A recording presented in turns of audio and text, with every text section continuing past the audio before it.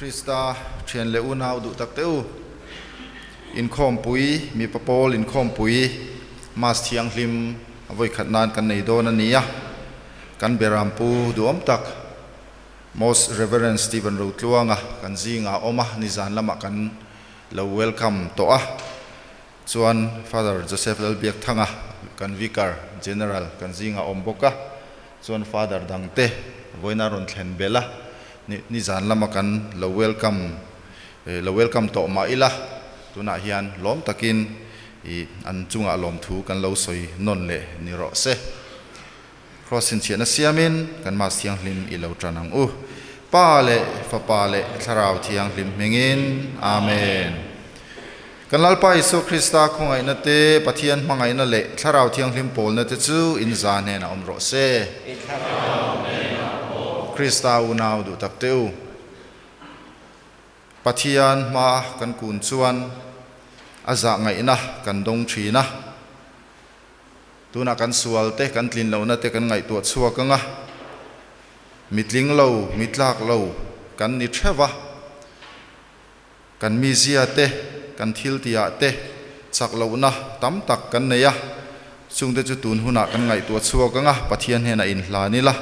kan sual te ngai tu chuakin he mas thiang himitlak ta ka hlan turin tuna in buat sai ang u pathian thileng kim ti theya ne na le nang neu nau teu in he na ka ngai tua na te ka thu soya te ka thil tia te ka ti tur ka ti lo na te ka ti dik lo awangin ka ti dik lo awangin ka ti dik lo na sataka wangin sual ka ti ta ti ka puange chu wangin mal som nulahim marite van tir kaule mithiang lim tele nang niu nau teu lalpa kan pathian ne na min trong trai sak turin ka nge na chu engkim ti thei pathian chuan kan chunga za ngain kan sual te ngai dam se chatuan nun na chuan min hruai ro se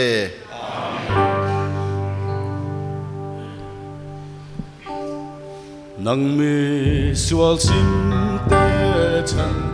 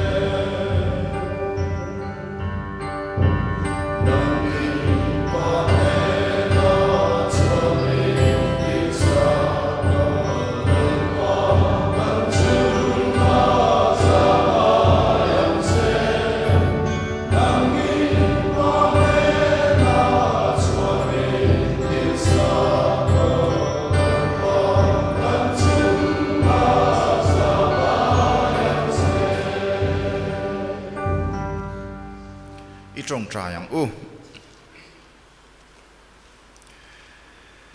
pathian chakle zangai thei nana zong lakata min veng himla heleya inna kan tho zel theinan tharau zalen na le rilru le taksa hrisel na min pe angche hei hi fa pangal pa Isu Krista nang le tharau thiang hlim nen pathian pakhata oma chatuana nunga ro rel reng tu mingin kan dile amen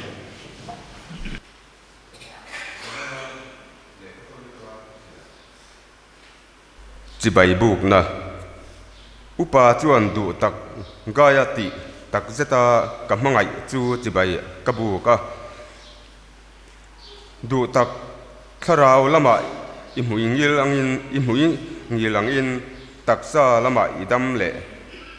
idam le hrisel a engkim tha thatakai ti zel theina ka trong trai thiền che ani thiền chen kat te an lo kalin thu dika irin om zia le thu dik ipom tat thu min ron sila kalom em ani ka fa te chu dika anom ti ka siat aliama lom nan sa zok reng kan nei lo ve du tak thian te chu itan mi khwal nima sela an chunga iti apiang a rinom takin iti thina chung mi te chuan kau san ma i mangai na an hriatir to an ni chu an zin na chuan pathian mi ni om reng a ipui bom chuan a tha ang Krista awanga zin an ni a ring lo te hnen atangin chanpuina engma an dong du lo chuti chuan thudik tho pui tu te kan ni theinan chutiang mi chu keinin kan chanpui tu rani lalpa thu ani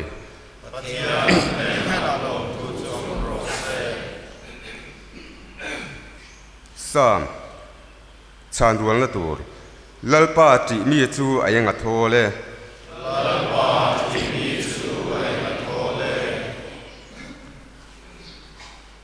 lalpa chu fakrau lalpa ti mi chu ayanga thole athupek te nasataka lom mi chu lo chang rualila lalpa ti mi chu ayanga thole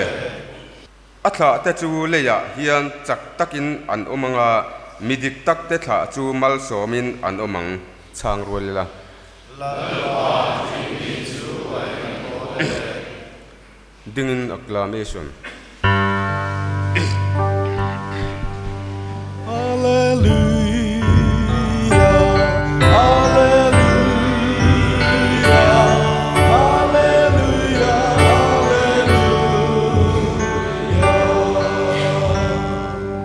chantin cha kan puan mangin ako chewa kan lalpa Yesu Krista ro puina chu in chan theina turin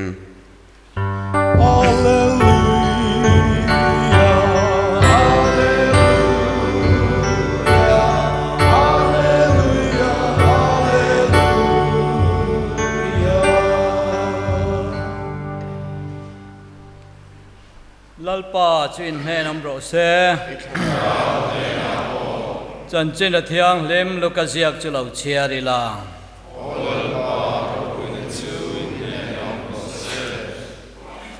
te ni suan be dong la ven an trong trai zel tu ra ni ti sia tin na an ne na te khin thu asoya kho pakata hian ro rel tu pakata oma chu mi chuan pathian a hlau lova mishing la aza pa heklo chumi khwa chuan nei thai pakata oma ani chu ke khing pui chunga ro rel na dik le ko tu rin ka nge na che ti in anne na akal fowa ani chuan rei fe angai tha a nima sila nakina chuan aril ru in pathian lau lovin mishing za pa lo ma ila he mei thai hian min ngia tlatawang hin achung chang hi dik takin karel fel sak mai te ang chuti lo chuan alokal fo hian milati ha shep da ange ti hin angai tua ta a atia lalpa vekin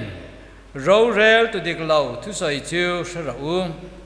chuti ani chuan ami than a chuna zana ama au tu ta chu pathianin an chunga ro rel na dik a phal sak lowang emni an mani tran pui tu rin amwang chang don emni ka thila chu ro rel na dik chu an chunga alek ko thua yang nima sila mishing papa hi alo kal hun chuan khobela hian rin na aron mu ang emni ati a lalpa chanchin tha ane lalpa Yesu Krista chu ine nam ro se ole Krista unau du takte tin hei mi papol kan okal khoma kan khat mur maya munuam khop maya biak in kan kala tam zoka hian mei chelam hin buk luaya mi pa hi kan tlem thina voina chan mi pa hlang deuh the thaw kan thua zai po ngai nom khop in ka hria a anuam khop mai hei voina kan thu chiara chuanin mei thai chung chang kan ngai thla a tun hnai dewa hian mei thai ro pui tak tak kan ngai thla chho nual maya Zarefat mei thai chuanin beidon na top a to point beidong du lovin athi huna athi ma chen ei tur chang tlemte ada chang le tel tlemte ada kha kha ei tu an ei tur a fa pa ne na ei turin ada a chumi zo chuan thi ai in ring ani amai ro chu lalpan thi a phal lova eliza mangin tiang khanin pathianin a choma kan hmu a tin Isua Kristan ayan lai ringin mei thai te ti mayang re thei tak khanin anei chun liao pathian tan ron pe a mi zong ai na tho tam bere atia voina po hianin mei thai chanchin kan ngai thale a mei thai chuanin atan digna om theinan lal fel po ni lo lal sual deuh hne na kal ngat maya lal sual deuh pon ti ngai na hrai lova a ani hi chu ro rel na dik pe mai teng se lo chu min ti buai don na tuk ti in atopa mei thai bok chuanin digna amuni ka lo ngai tua mai mai ani zana te ka ngai tua tu kin zinga te po a pe che lampang hi thil hin lo ti thei khom mai hian ka ria a in nei to te in deuh vek boka in she zo kin ka ringa oi in nu te voina hian kal phal lo tla se kal lo hi chinom nual mai thei ni ama lo chin kal lo hian lau vek in ka ria a chu lo na zo kania kal ram sen ti chang an not chang hi chinom nual mai thei ni kha lo na nia kan huangin ke ni a in mei chelam pang chuanin man son to a chu wang chuanin in khom pui pon nei tlut to a keinin kan han tran ve dek te hi lom ka ti a mei chelam pang kan soi vak masak na chan chu in chunga kan hria a mei chia ten thei to pin rong an bol thina fa ten en kola tun la ya phei chon na an thok ve tel ve to le nga la tiang khanin thei to pin rong an bol thina tin pathian thulama po fa te zir tir tu ber an ni thina tiang chon an ni chon shil keu the ni chu tiang a chuanin ke ni mi pa te hi tlem hianin kan lo niam deuh thinin alanga tam tak chon luk takin zir tirang ti chiang reng amai ro chu tam tak hi chuanin nu te ti tura hen kan han da deuh thina amai ro chu pathian na mala som reng hian kan mu ang chuanin tha te ne na mala som don chun pa te amal som thina Abraham aron chuadon khanin ram kala mu tir tura chu chon kal ro tianga I tha te chu arsi zat angkhin lan yang atiani mal som ani tiang chon mal som na in tha chon zela hianin kan mu thei angin pathian chuanin mi pa chunga mal som thina ni a chan chu ke ni chuan kan thla te a khana kal thak ze langa ya tianga chuan mal som na keng tu mal som na kan thla te ze la thla tu hi mi pa te kan ni ti hi theing hil lo ka du a me che ku da hen kan da fe hlim ve kang ti hi ka lau thina chu wang chuanin mi pa ten kan ti tu hi awatam em thu chiar pakhat na khan kan huangin mi thiang hem zo hana chu lom khop maya a chan chu gaya a oma chumin hena chuanin atir kote pathian thu hril tur te kha zohana ne atang hian kalani nge yang tiang chuan rong bolan vakal na khan duat em in lo en kola rin om takira tiani mirin omani zia gaya kha rin om takira lo en kola dik nai von nuna wangin rin om nai von nuna wangin I mangai na churan puan chuan I to ti in aro puina lan tirani gaya hi mi ro pui tak anirin oma mun danga min kan mulem lova voi khat chiam minga langa chu le kha thona bible chuang tlakin mithiang lim zohanan afakani ani chon renom na du tlat awangin atana har sade unia ngai te po alo ti ni ngei turani อาชันจูเลขากันไงทักเซลชวนนินอารินอมวักโลเตปกาสอยเตลามิเทียงลิมโซฮานะชวนนินเดี๋ยวเทรฟชวนนินนี่น่าดูลุตุกวางินอตินี่น่าดูลุตุกวางินมินเราใส่เสละโมเตียงขันดิกเราตักอินกันจุงจางถูเตเราเสียกูฉันมีเช่นขัดเตปเอาลงหัวชัวกาติเฮลนี่เตียงจูขกขตาปขันอมเวทูตีนานี่ขัดตีหุ่นลายขันอาไม่เราจูวันเล็กขัดทนช่วงตักขปามิงเราปุยกายาชวนินปัทยันมีเตนิวังชิมเตตินรินอมนะอามันอาจอยนุนดูวังอินจะอมตักินเราอมันนี่เฮ้ยกินตันพอเอ็นต้นตัวชัดตักนี่อินกัศยามีปะโพลเตตันอภิกตักินมีปะเตตันเฮียนช่วงกว่าป้าเบรินามาสวยตัดส่วนนู่ส่วนอาจอมเราเทเราติกันเสียตุนลายมีปะอินติปะตั้มตักินไม่เชลูจูมีปะล้อมตีอาลูนี่ชัดดูมีอะไรวะมานี่ advantage หลักโดนวางสวลูนี่ตุ่มเตหีทิลปอยตักนี่เฮ้ยกันฉันโมบอกเลียนตักนี่ลูส่วนลูนี่อัตลินงายา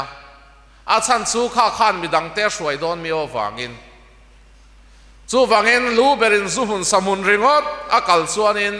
ฟ้าเตะจังสุดชาเดียวแต่พวกกันสวกเท้าอาไม่รอดซูชาเดียวสวยฮีอาหารบิกชินมีเที่ยงเล่มเตระซาวชายจีซัสนู่เล่ป้าเตหีอันเราปุยอมงดไม่กัตยา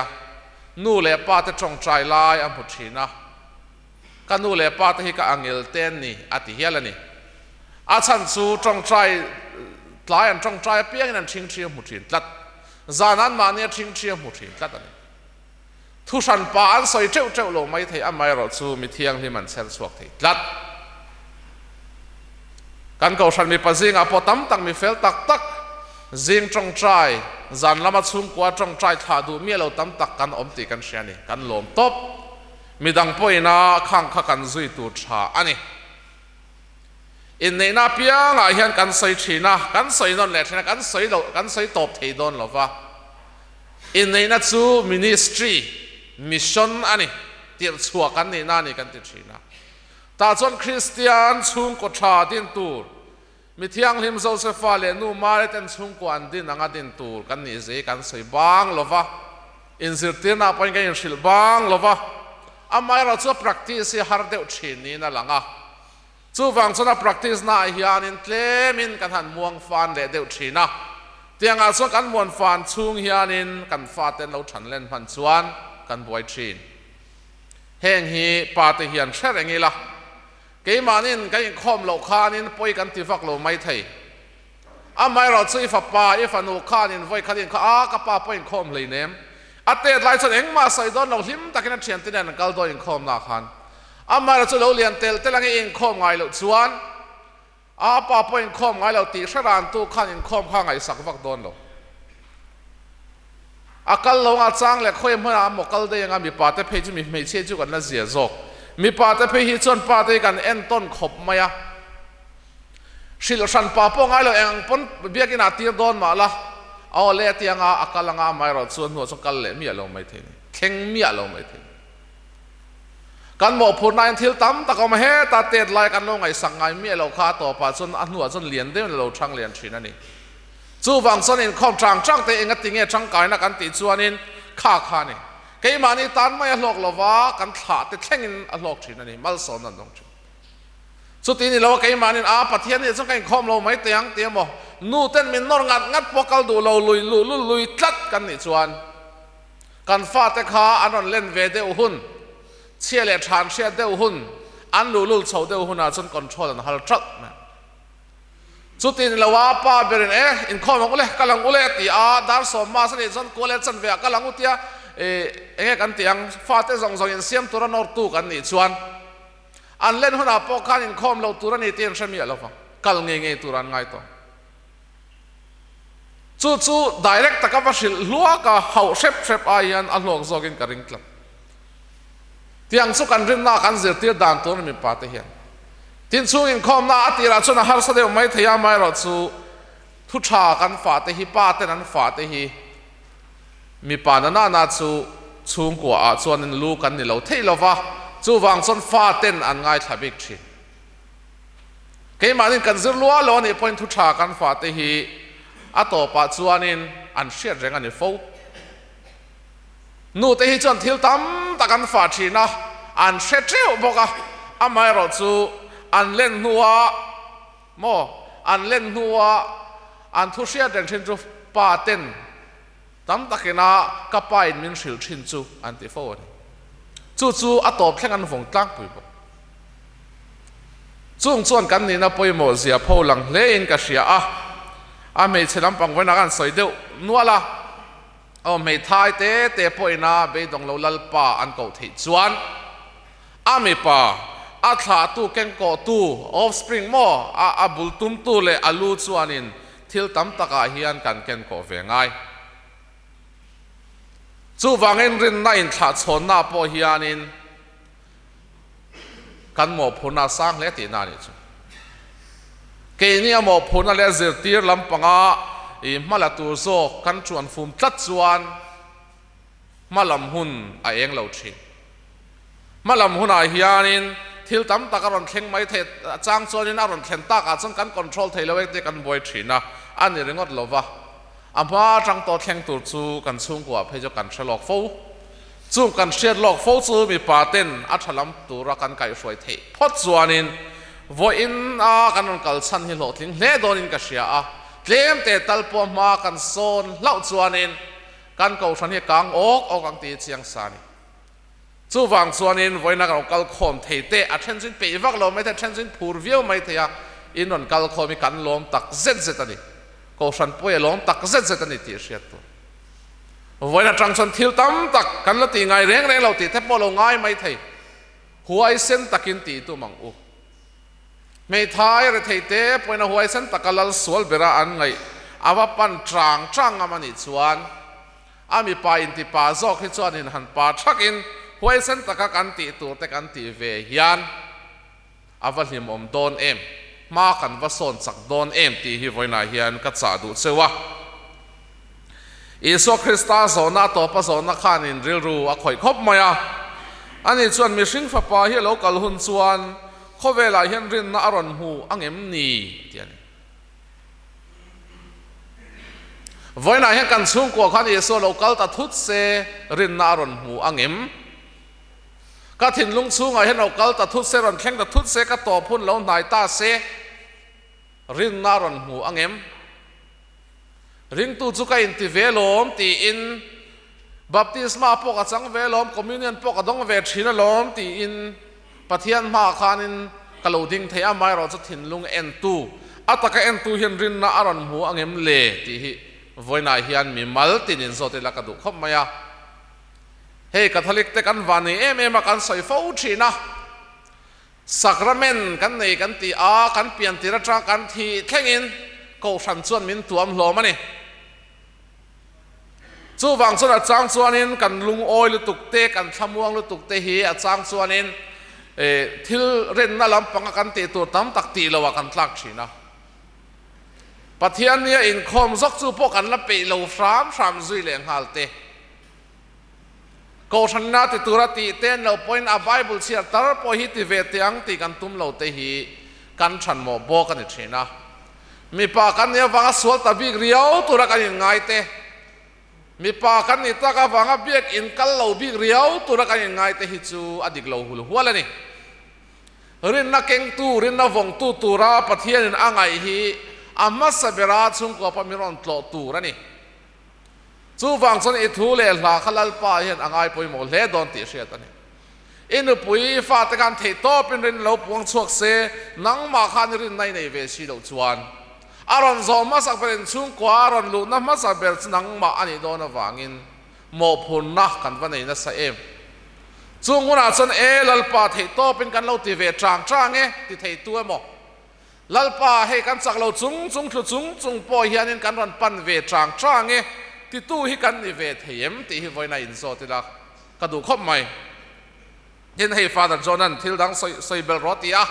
soi bel tur hi tam khop maya abik takin confession voin zanina kan nei don boka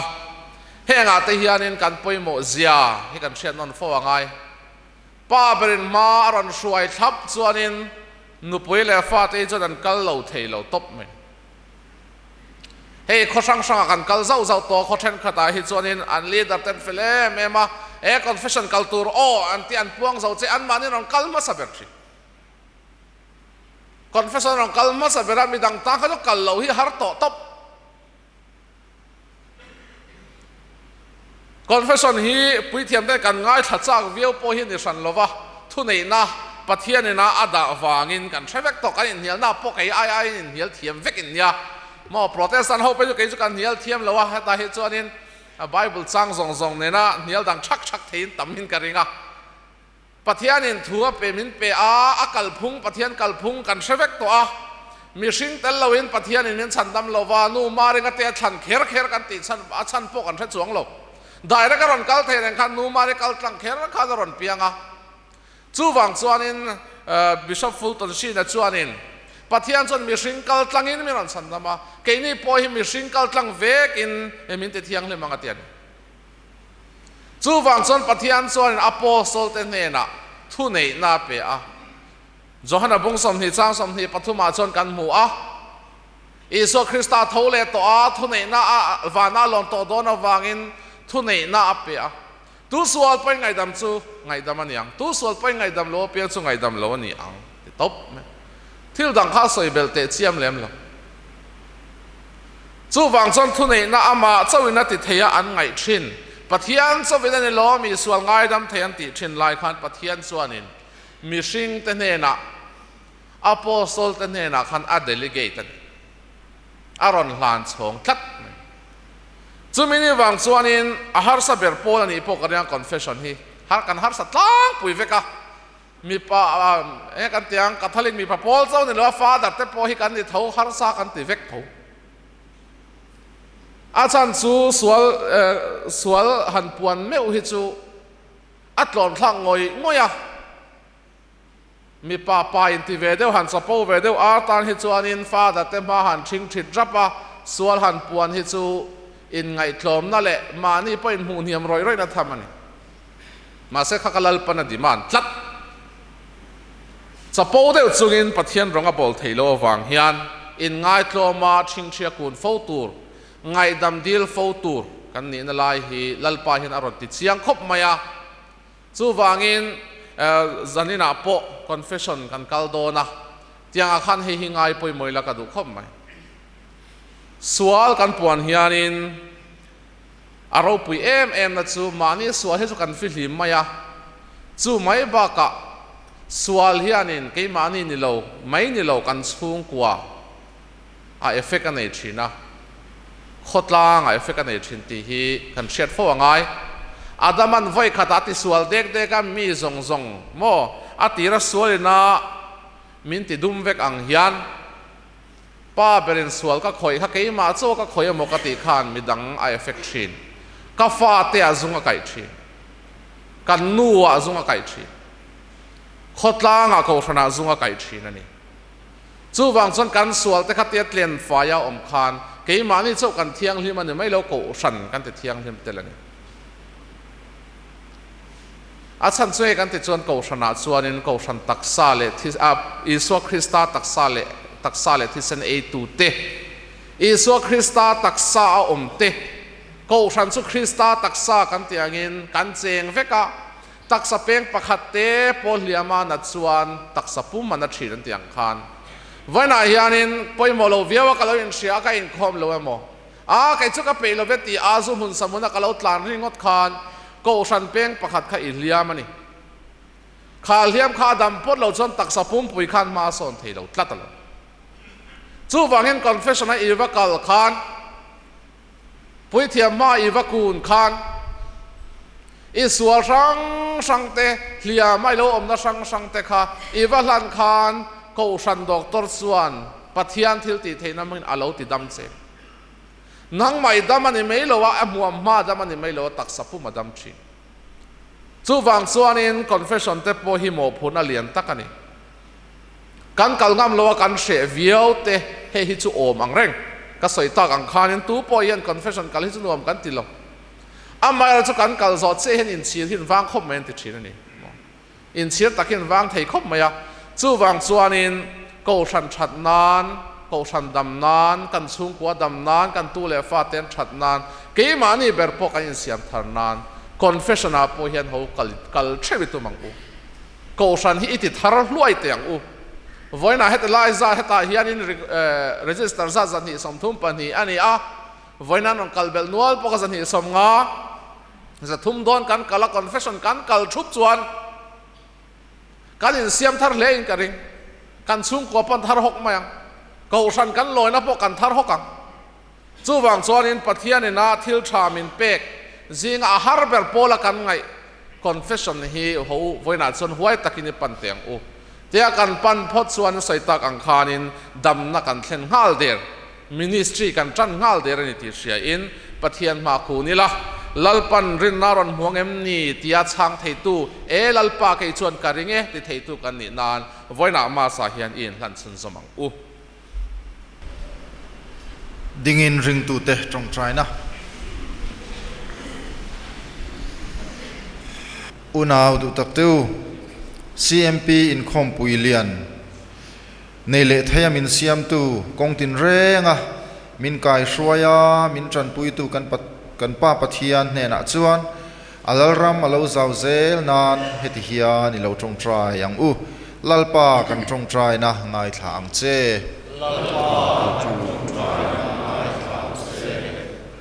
pa thiang hlim pok bishop te pui thiam te le sa khorong bol tu te chuan ring pu mi pui te hi sual boy tang lo tura min tran pui the nan le pathian du zong zom tlat thei tura min pui the nan lalpa hne na idi lang u lalpa kan trong trai na ngai thlang che lalpa kan trong trai na ngai thlang che pathian za ngai na le tran pui na wanga Catholic mi papol in khom pui lian voi hi na mang thea kan amawang hian pathian hne na lom thu seya he in khom puya tel zong zong te hian pathian ven him nan huaya lim le lom taka hun kan man howa pathian thu cha kan ngai thak te chuan pathian thu cha kan ngai thak te chuan ma min son tir ngai nan lalpa hne na idi langu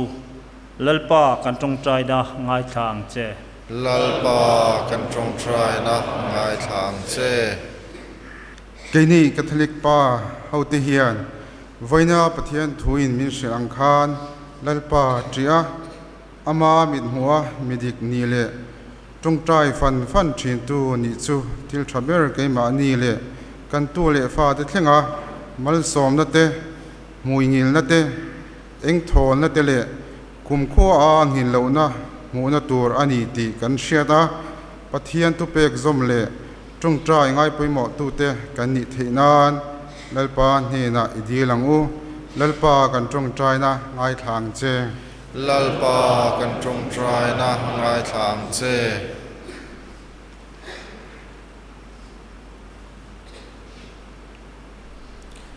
câu khăn gì đi ngom lệ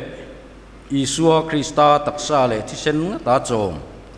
Catholic mi papol member te hian cái mani mi mal nuna te kan chung kwa thwa te kan kau thana le kan khotla nga te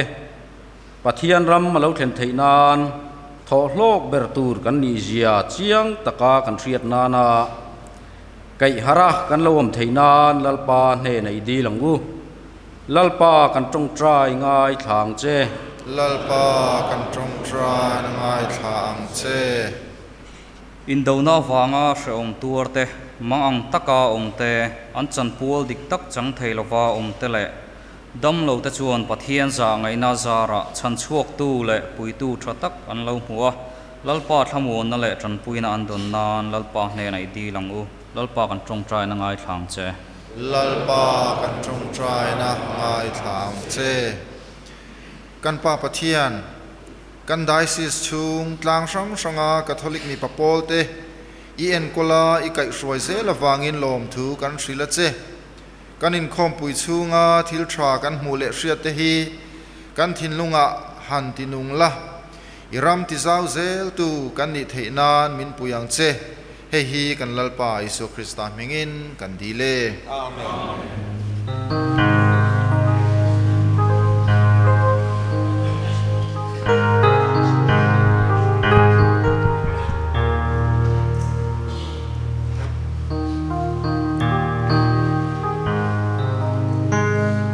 Arin Torula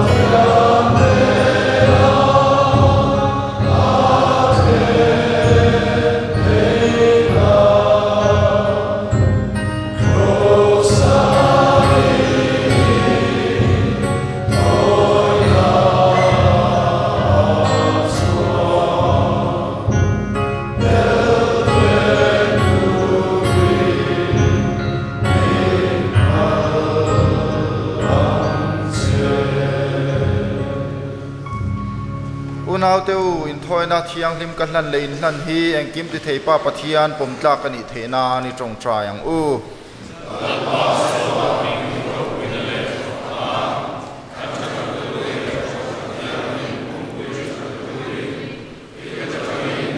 thoina hi lo khom ro se zangai na pathian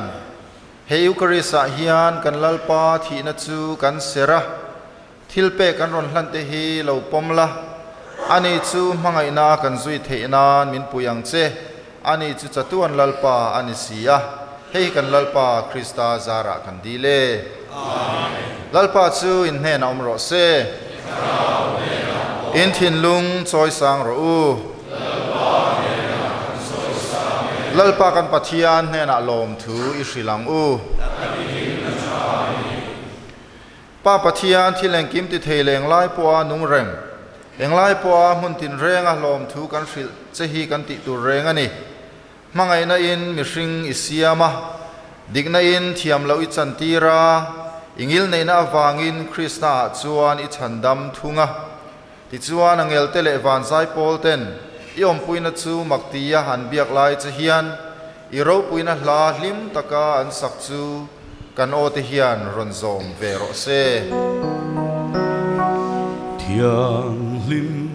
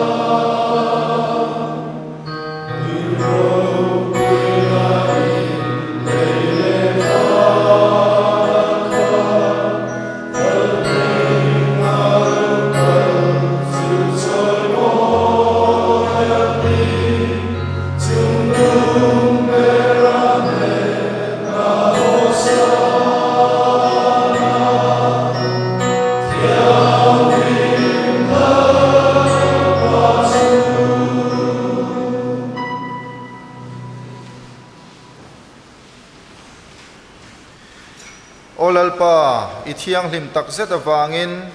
ifapa kan lalpa Isu Krista zara thil siam zong zong te chuan an fakache tharau thiang hlim na thole thil ti theina zara thil zong zong chu nun na ipeya iti thiang hlima in thoina thiang hlim chu I hminga hlan ani theinan ni chua tang ani tlak thlengin imi te I lo hruai khom thina chuti chuan olalpa thunhuai rol takin kan nge na che heng thilpe kan ron hlan te hi khongai takin I tharau thiang hlim chuan lo ti thiang hlimang che ti chuan hei in thoina hlan tura thumin petu ifapa kan lalpa Isu Krista taksa le thisen alo ni theinan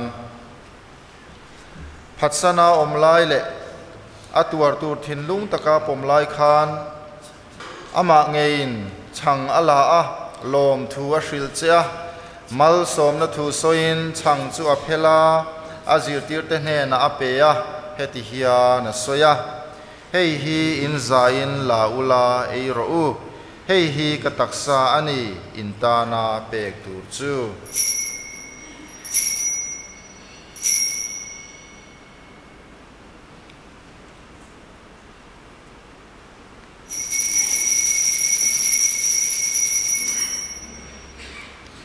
Sutiang bokin zanri an ei kham chuan no chu ala a inhena lom thu a soile a no chu a zir tir ten hena pe in he thu hi a soya hei hi in za in la ula in ro u hei hi ka thisen thutlung thar le chatu anata thutlung in tan le mitam takta na sual ngai dam na na chuak tur chu ani hei hi min hriat reng nan ti thin ro u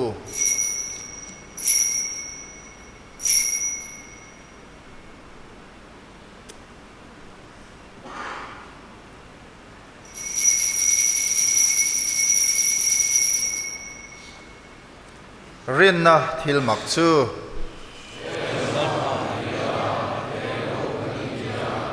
ilo kal le ma chuan i thol kan puang ang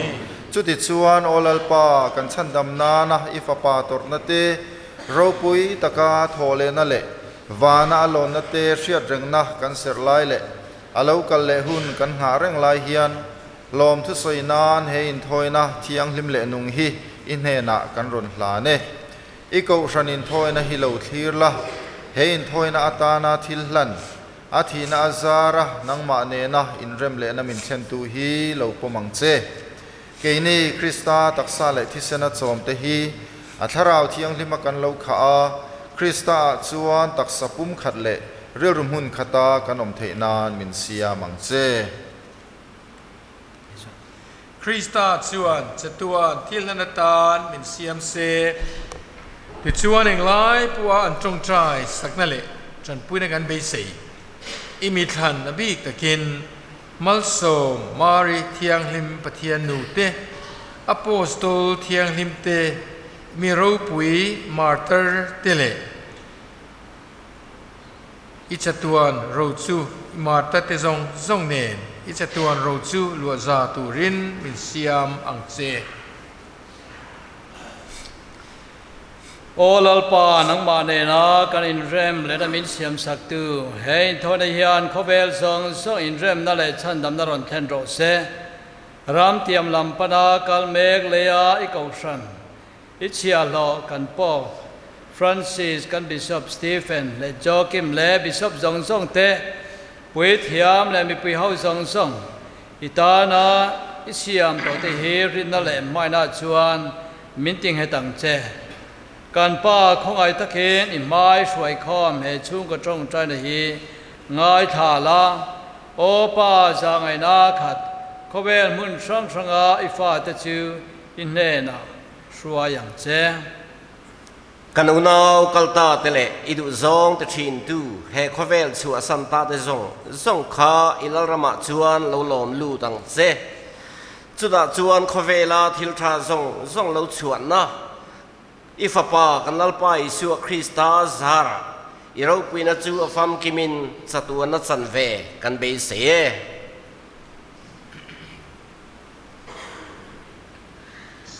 amazara mane namatsuan opai kim thei tharau thiang lim nen pum katin ro puina le chon moina zong chu satuan itani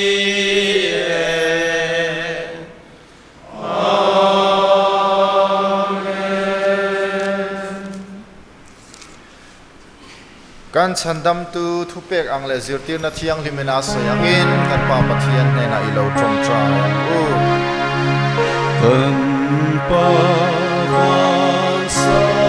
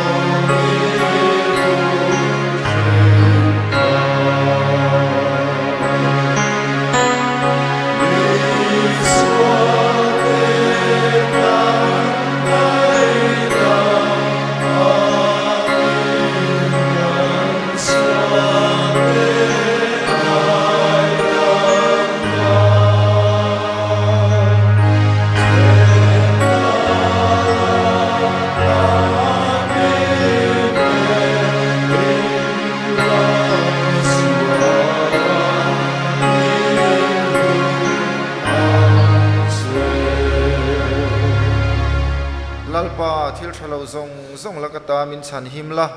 hele kan dam chung hian thamuan na min pe ang che kan chandam tu Isua Krista local le na kan ha lai hian i khongai na azara swalaka min ti filimin mangana zong lakata min chan chua kang che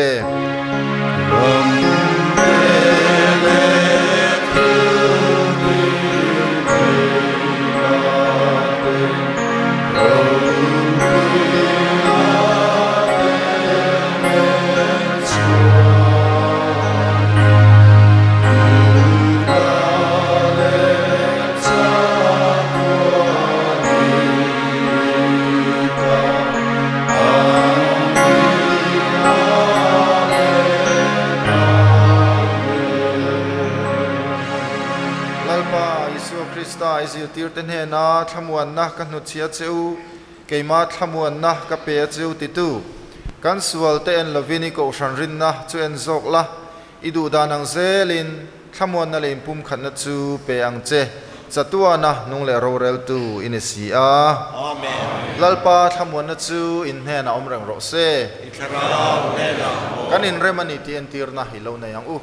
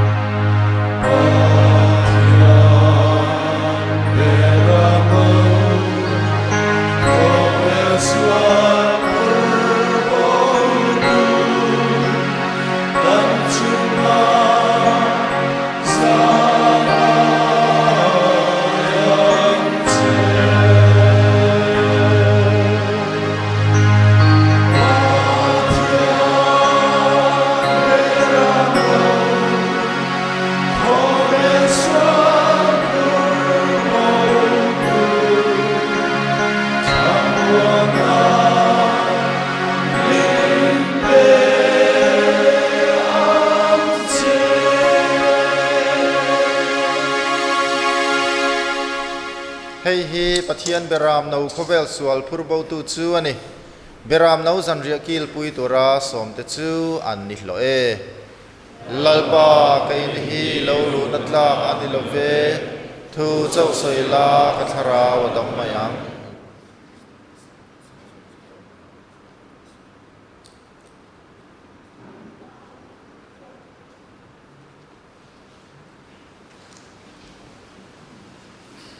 lalpa mangai asit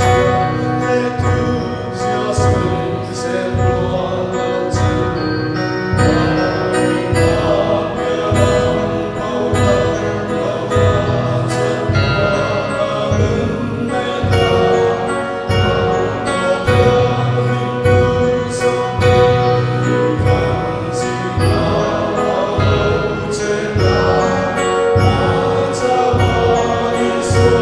to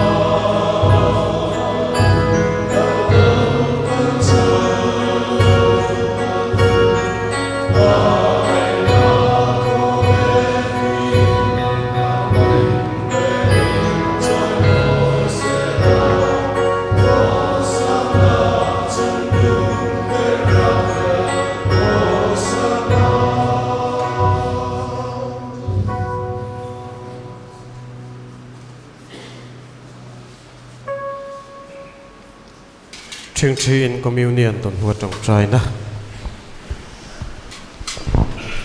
Kalali su mai cha ma sacramentai omani di karing kata trên kamangai ase kathin lunga lo lut la katharau chu chatuan na shwai ase Yesu du tak ikisen du chuan katharau wal faida chatuan na shwai ase chatuan ba Yesu Krista thoi nam le ikau san thiam min mamota mutana ase olal ba minyan thiam min kalam hiam katharau chu swat lo turin chong ro se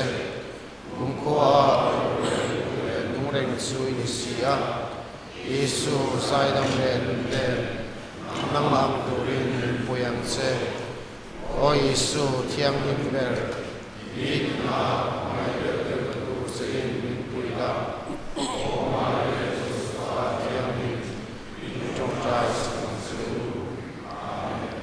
Krista tharau min ti thiang nimla taksa chandam ro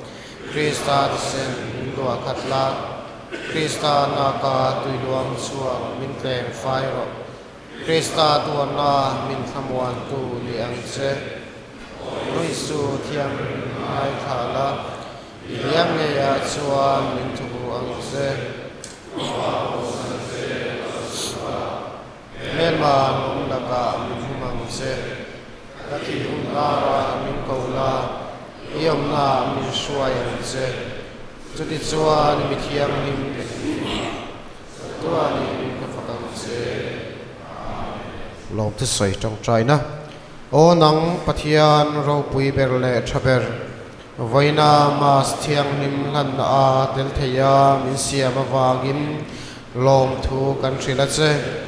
Pathian ni le ni thiang him serbi ka te in khom zia tur le in he na tong trai thin turin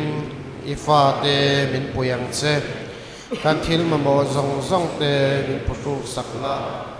kan ngai to na te kan tong kam chwa ka te le kan thil dia te swal te lo turin min puila kan dam chuwa idu zong te thin turin min puyang che ding ini trong tra yang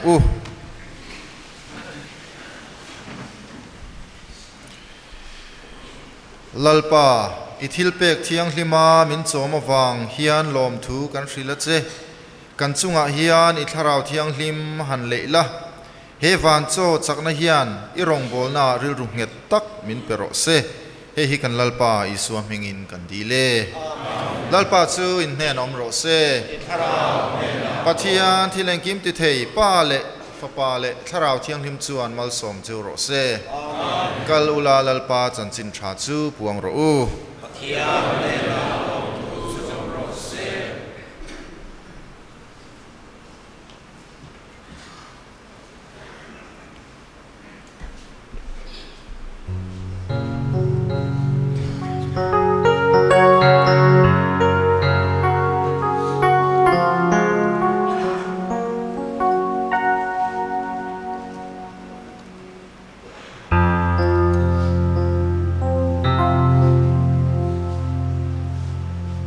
Krista ron pang la rei du lo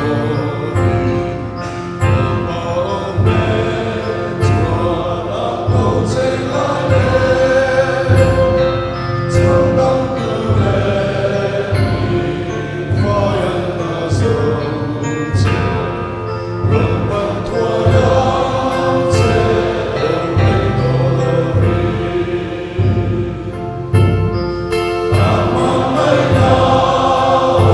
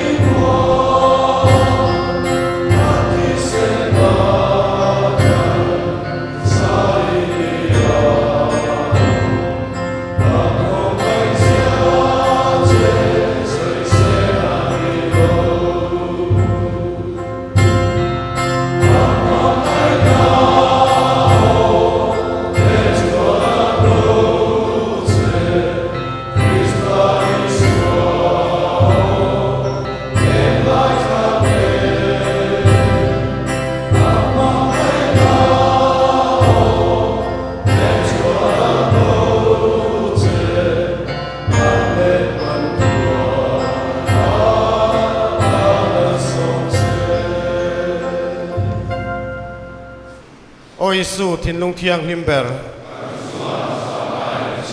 Ôi su thiên lung thiang lim ber Ôi su thiên lung thiang lim ber Mari thiang him pathian nu mi thiang him Josepha rau pui na chu pa le fa pa le kharau thiang him ne ro se ati rau mi